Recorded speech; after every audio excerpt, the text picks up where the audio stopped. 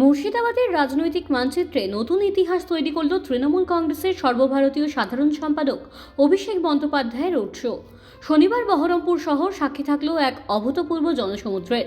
হাজার হাজার মানুষের উচ্ছ্বাস আর স্লোগানে ভাসল গোটা শহর। এই জমায়েত থেকে একদিকে যেমন উন্নয়নের খতিয়ান তুলে ধরলেন অভিষেক, তেমনই সুর চড়ালেন কেন্দ্রীয় বঞ্চনার বিরুদ্ধে।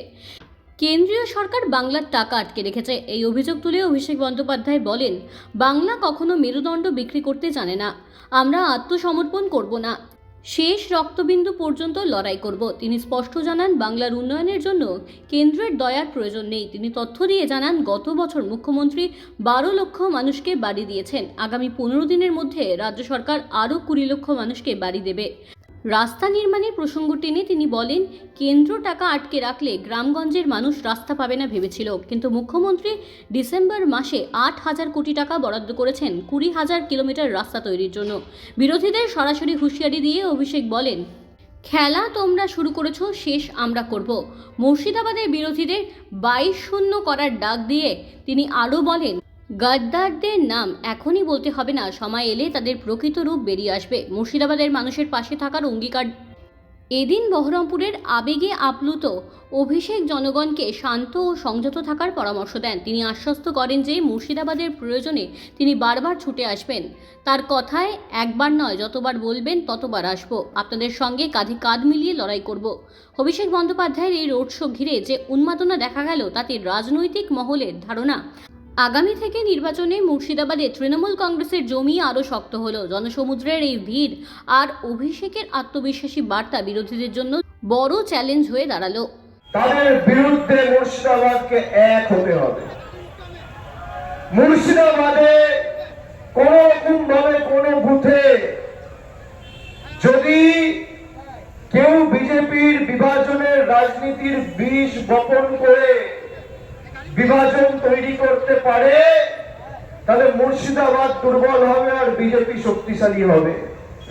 আর আপনারা যেভাবে 21, 22, 23, 24 এক ছিলেন, সারা ভারতবর্ষে দেখুন অন্য যেখানে রাজনৈতিক দল রয়েছে, বিজেপি যেখানে লড়েছে জিতেছে, আর বাংলা একমাত্র জায়গা যেখানে তৃণমূল ধারাবাহিকভাবে বিজেপিকে হারিয়েছে। বাংলা সাম্প্রদায়িক সম্প্রীতির বাংলা, নানা ভাষা, নানা মত, নানা পরিধান, বিবিধের মাঝে দেখো মিলন মহান।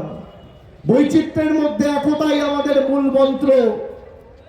আপনারা বিজেপির দামি ক্যান্ডিডেটকে এখানে হারিয়েছেন।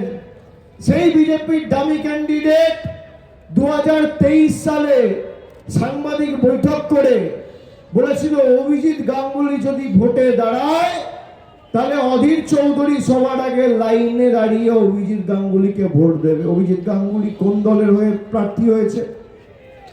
তা অভিজিৎ গাঙ্গুলিকে যদি পদ্ম ফুল চিহ্নে অধীর চৌধুরী ভোট দেয়, আপনারা সেই কংগ্রেসের দামি বিজেপির দামি ক্যান্ডিডেটকে এখানে রাখবেন কেন? মুর্শিদাবাদ 22 নয়, 21-1 নয়, 19-3 নয়, 22-0 করতে হবে মামাটি মানুষের পক্ষে। আর আমি আপনাদের কথা দিচ্ছি, 22-0 যদি হয়, তৃণমূল 250+, কেউ আটকাতে পারছে। ঘটনা আলাউদ্দিন শেখের যে ঘটনা আমি শোনার পর সঙ্গে সঙ্গে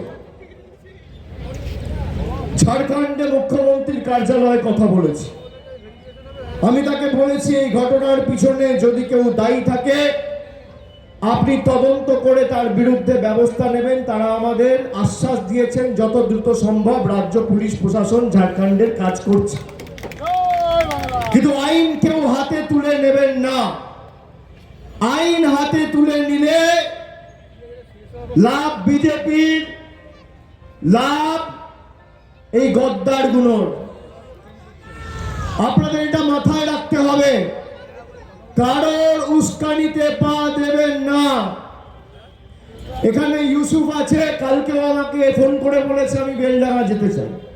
আমি বলেছি আজকে আমার র্যালি আছে বেলডাঙ্গায়, কালকে যেহেতু ঘটনাটা ঘটেছে তাদের 1-2 দিন সময় দাও। আজকে আমাদের মিটিংয়ের পর আমাদের বিধায়ক, সাংসদ সবাই মিলে আলাউদ্দিন শেখের পরিবারের পাশে গিয়ে দাঁড়াবে এবং রাজ্য প্রশাসনের তরফ থেকে মুখ্যমন্ত্রীর নির্দেশে জেলা প্রশাসন ইতিমধ্যে 2 লক্ষ টাকার আর্থিক সহায়তা এবং তার স্ত্রীকে চাকরি দেওয়ার সিদ্ধান্ত ঘোষণা করেছে। এটাই আমাদের মানবিক সরকার।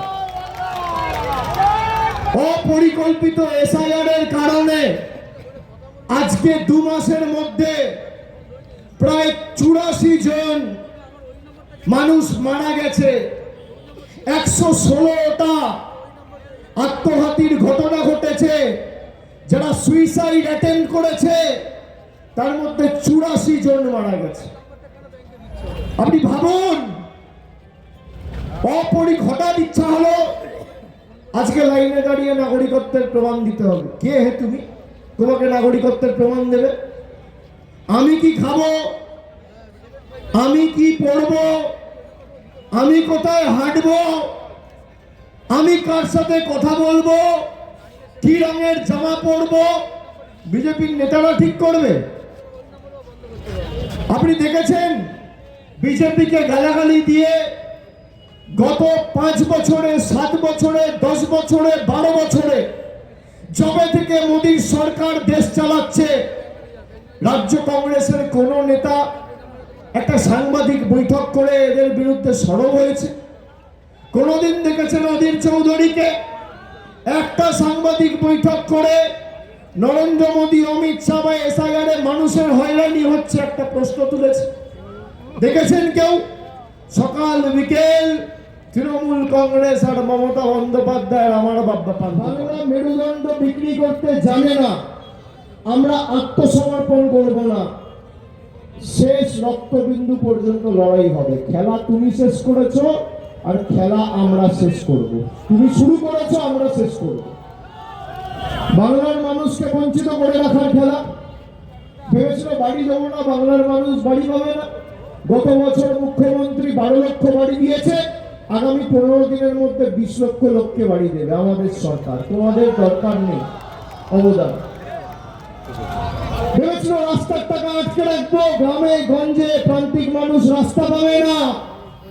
গত মাসে ডিসেম্বর মাসে মুখ্যমন্ত্রী কৃষ্ণনগর থেকে পথশ্রী রাস্তা শ্রী 4 ঘোষণা করে 20,000 কিলোমিটার রাস্তা 8,000 কোটি টাকা খরচা করে রাজ্য সরকারের কোষাগার থেকে তৈরি করছে। কাজ করলা, তোমার টাকাও লাগবে না, তোমার নামও লাগবে না, যাও যা করার করো। আমরা নিজেদের কোষাগার থেকে রাস্তা দিয়েছি, রাজ্য সরকারের নিজস্ব কোষাগার থেকে। আমি আপনাদেরকে অনুরোধ করব যে আপনারা সবাই এক থাকবেন, এলাকার সার্বিক শান্তি শৃঙ্খলা বজায় রাখবেন। আর আগামী দিন তো মুর্শিদাবাদে যেখানে দরকার হবে আপনাদের সাথে কাঁধে কাঁধ মিলিয়ে লড়াই করতে আমি আসবো। যে বিধানসভায় বলবেন যাব, যেখানে ঢুকতে বলবেন ঢুকবো, কিন্তু 1 বার 2 বার নয়, 20 বার আসবো, 30 বার আসবো, যতবার আসতে বলবে আসবো। কিন্তু 22-0 করতে হবে তৃণমূলের পক্ষে। আর গদ্দারদের প্রকৃত স্বরূপ কাউকে কিচ্ছু বলতে হবে না। সময় যখন ঠিক হবে মানুষের কাছে এমনি তাদের মুখোশ খুলে যাবে। ঠিক আছে, আমি সকলকে আরেকবার ধন্যবাদ জানিয়ে, কৃতজ্ঞতা জানিয়ে, প্রণাম জানিয়ে, সকলকে আরেকবার নতুন বছরের শুভেচ্ছা জানিয়ে আমার বক্তব্য এখানে শেষ।